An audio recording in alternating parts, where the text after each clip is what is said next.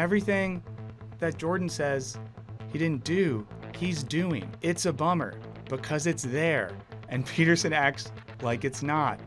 This is why if you ever do a debate, friends, just download all the books and type Control F and enter the word nature.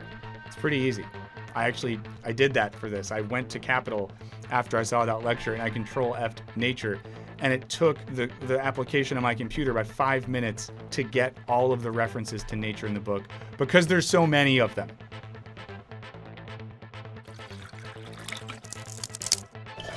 What's up, guys? We're gonna look at what happens when Jordan Peterson tries his hand at reading Karl Marx. Let's get into it. Okay, so to set a little bit of context, the video I'm gonna use is from a debate that took place between Peterson and philosopher Slavoj Žižek. Now, the debate was meant to be about the question of communism versus capitalism, and as part of his presentation, Peterson tried to debunk Marx and communism via a reading that is solely based on the co-authored political pamphlet, the Communist Manifesto. If you're not familiar with the text, it's a short work that was co-written with Friedrich Engels. Now, the aim of it was to be an accessible and concise text that could be read by workers around the world to aid in their understanding of the exploitation of the working class under capitalism and the necessity for a new political system. The manifesto outlines the antagonisms between two classes, the bourgeoisie, those who own the means of production and have access to capital, and the proletariat, the working class, who need to exchange their labor to acquire the means of subsistence. Okay, all that said, let's get into the debate, and we're gonna pick up with Peterson introducing his argument. I have to tell you, and I'm not trying to be flippant here, that I have rarely read a tract. Now, I read it when I was 18. It was a long time ago, right? That's 40 years ago. But I've rarely read a tract that made as many errors per sentence, conceptual errors per sentence, as the Communist Manifesto.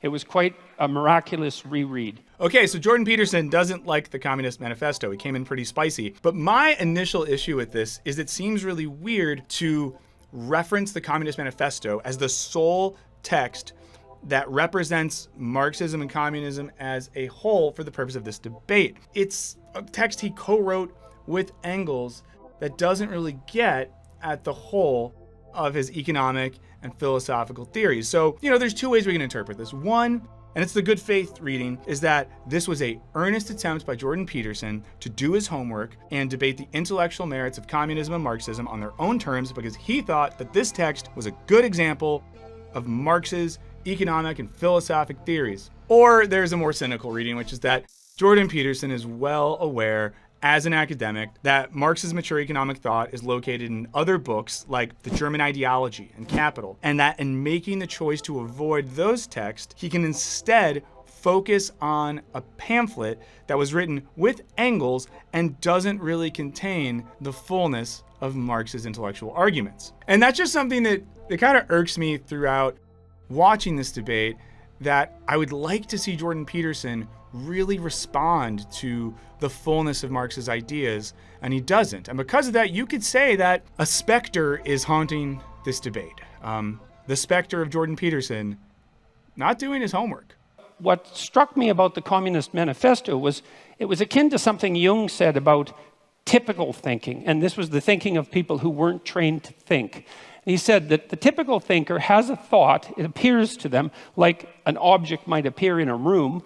The thought appears, and then they just accept it as true. They don't go the second step, which is to think about the thinking. And that's the real essence of critical thinking. Okay, so I find this really interesting because Peterson is implying that Marx, and in this case Engels, did not take their whole arsenal to the critique they're offering in this text. And this is a point where it seems like Peterson and Karl have a lot more in common than they realize. You could argue that Marx, in most of his work, is doing precisely what Peterson's talking about, right? Marx is analyzing the logic of industrial capitalism, which is assumed, or was assumed at the time, to be a good and logical system, and he's looking for internal contradictions and antagonisms within that system. When Peterson says that you need to use everything in your arsenal to see if an idea can survive, it seems like he's describing what Marx is doing, and Marx called this ruthless criticism.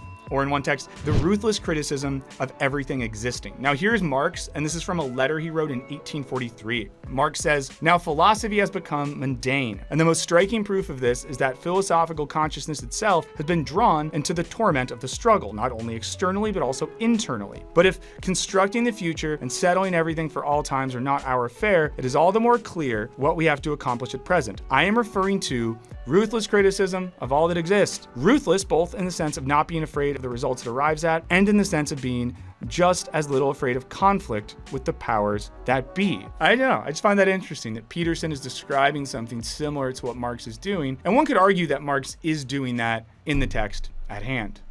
That's what you try to teach people in university, is to read a text and to think about it critically, not to destroy the utility of the text, but to separate the wheat from the chaff.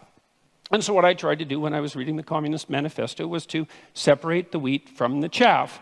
And I'm afraid I found some wheat, yes, but mostly chaff. And I'm going to explain why, hopefully in relatively short order. So I find this interesting because when he says, people, and it seems to be implied here that Marx doesn't go a second step to think about thinking. Well, Marx came up studying and eventually critiquing the philosophical work of Hegel, a 19th century German idealist. Now, Hegel and the German idealist tradition was focused on precisely this, right? Thinking about thinking, or maybe put differently, thinking about the possibility of the conditions of thinking. Idealist philosophy could be summed up as maybe the most detailed thinking about thinking in the history of philosophy. And Marx was well aware of this tradition. He studied it. It was included in his PhD dissertation. He wrote a book on Hegel. And Marx then turns this logical system on its head by taking the method that the idealists used to think about thinking and using it to think about history and materiality and politics. It's said that Marx, turns Hegel on his head by making that mode of thinking about reality and not ideas. And I don't know, I just think it's unfortunate that Peterson doesn't seem to be aware of that. Here's proposition number one. History is to be viewed primarily as an economic class struggle. All right, so let's think about that for a minute. First of all, the proposition there is that history is primarily to be viewed through an economic lens, and I think that's a debatable proposition because there are many other motivations that drive human beings than economics, and those have to be taken into account.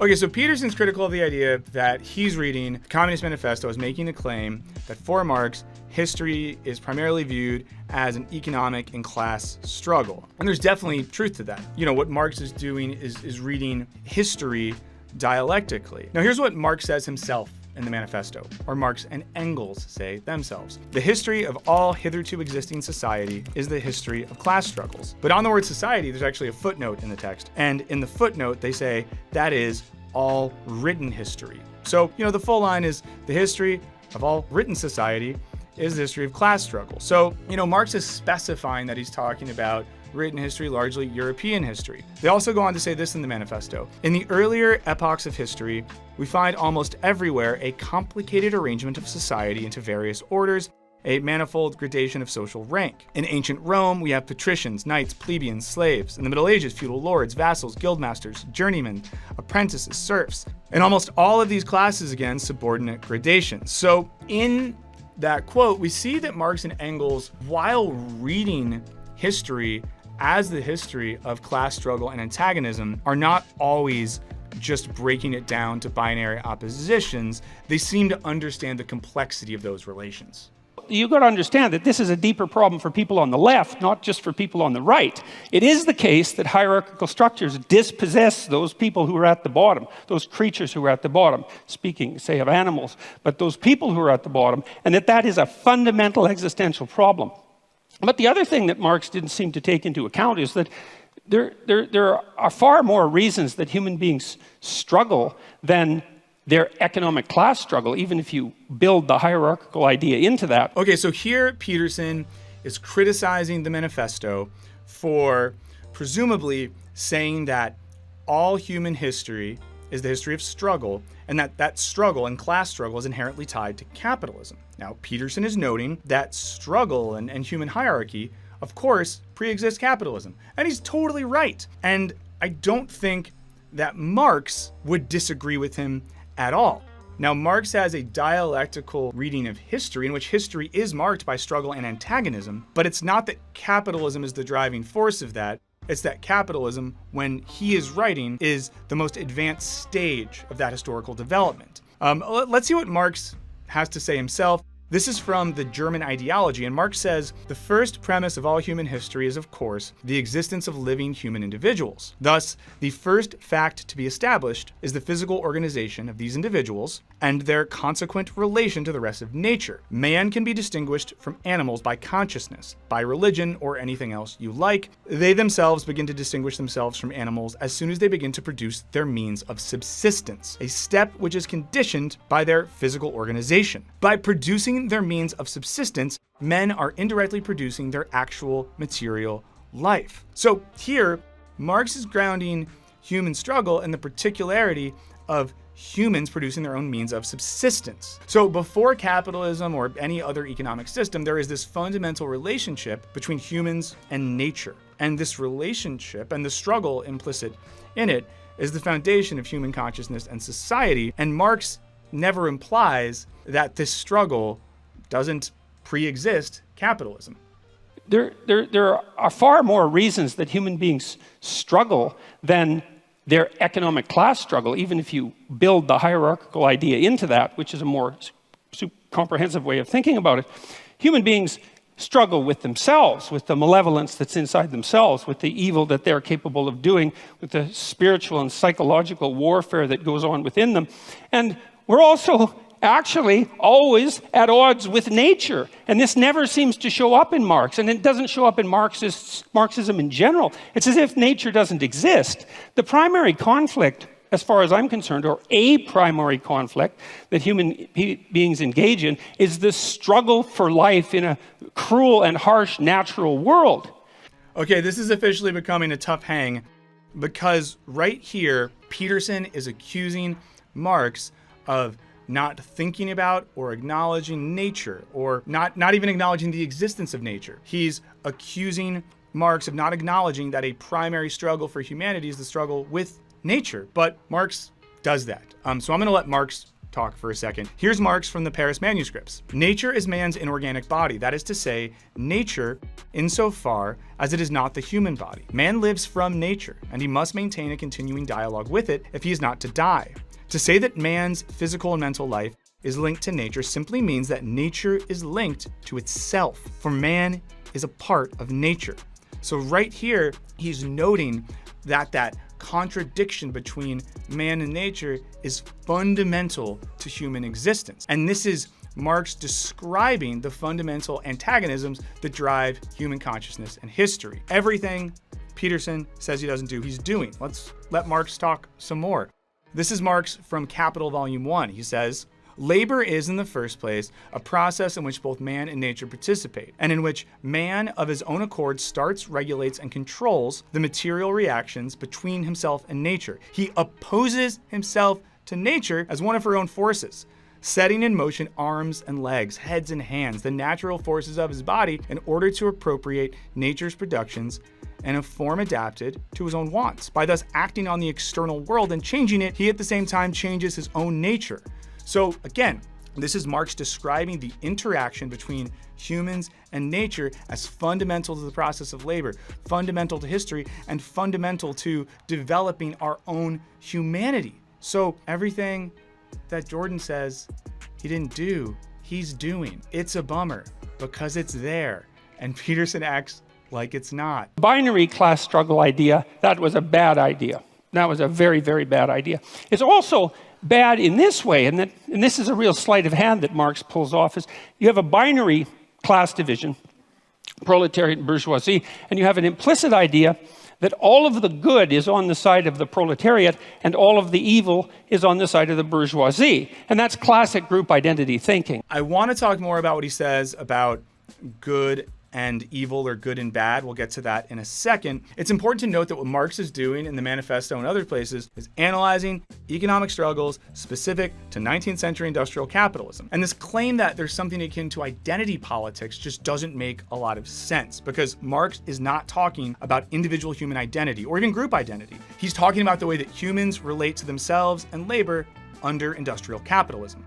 Here is a quote from Marx. Men make their own history, but they do not make it as they please. They do not make it under self-selected circumstances, but under circumstances existing already, given and transmitted from the past. The tradition of all dead generations weighs like a nightmare on the brains of the living. So just to be clear, Marx is saying that we live under circumstances not of our own making, and we think and develop in response to those historical conditions. So again, he's not saying the world should be this way. He's saying the world is this way. It's an analytic claim. Let's keep going, because I want to talk a little bit more about this weird moral argument he gets into. It's one of the reasons I don't like identity politics, is because once you divide people into groups and pit them against one another, it's very easy to assume that all the evil in the world can be attributed to one group, the hypothetical oppressors, and all the good to the other.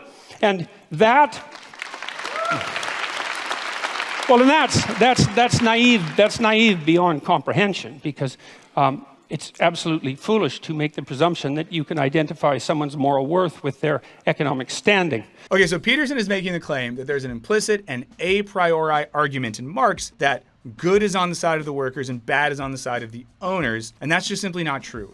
A priori arguments are arguments that come before experience or observation, and that's the opposite of what Marx is doing. Marx is doing an objective analysis of the economic conditions that he sees under industrial capitalism. He's not doing a subjective analysis of the morality of individuals. He's trying to describe the world as it is, not evaluating its moral standing. And you simply don't see these types of discussions taking place in Marx's actual text, definitely not in the manifesto. So by trying to read an economic analysis as if it's a moral philosophy, Peterson just gets himself all confused. And it's also worth noting that for Marx, it's not people or groups of people who are bad or good, it is systems and structures. And by abolishing alienating systems, it disalienates everyone, both workers and owners. So important to note that. The fact that you assume a priori that all the evil can be attributed to the capitalists and all the good, the bourgeoisie, and all the good could be attributed to the proletariat meant that you could hypothesize that a dictatorship of the proletariat could come about. And that was the first stage in the communist revolution. And remember, this is a call for revolution, and not just revolution, but bloody, violent revolution, and the overthrowing of all existent social structures. Okay, friends, this simply isn't true what he's saying here, and I think it's kind of dangerous when he makes this claim. In his entire career, Karl Marx was fairly consistent about not advocating for revolutionary violence. Now, to be clear, Marx didn't make that argument on moral grounds. He thought that violence could be strategically problematic. Now, to give the final word here to Marx and Engels, here's how they describe revolution in the Communist Manifesto. In short, the communists everywhere support every revolutionary movement against the existing social and political order of things. And all these movements they bring to the front as the leading question in each the property question, no matter what its degree of development at the time. Finally, they labor everywhere for the union and agreement of the democratic parties of all countries. And I think that last line is really important. They labor everywhere for the union and agreement of the democratic parties of all countries. And that's something you see in the manifesto, their call for communists to work with democratic parties and parties in all countries that support their aims. It is not a text that calls for violent revolution. I know this because I opened up my PDF of it. I typed Control F. I typed in the word violence. I clicked return and nothing came up. So in case you thought I didn't do my research, I did. Okay, and we're gonna have to call it there. You can watch this full debate if you want to. It's on YouTube, but that's all I have time for today.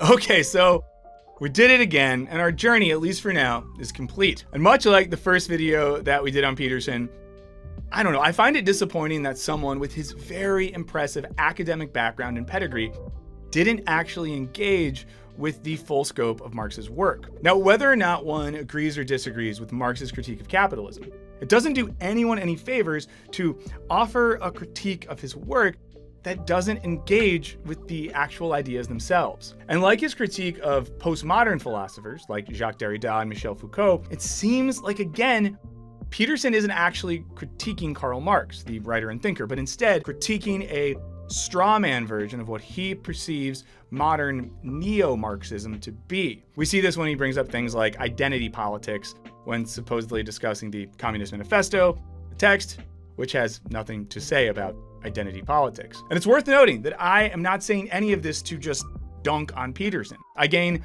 no pleasure, okay, maybe a little bit of pleasure, in pointing out his misreadings of Marx.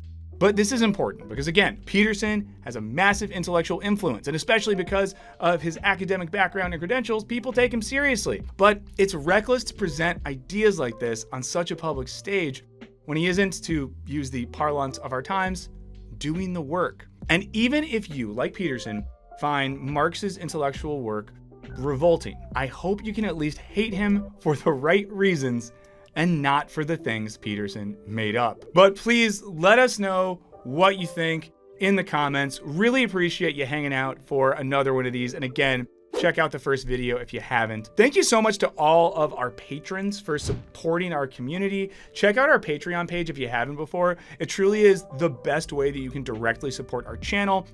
And you get some fun perks. You get videos early with no ads, some extra content, and you get to join our Discord community where you can talk about Jordan Peterson and a number of other things. So again, thank you so much for watching.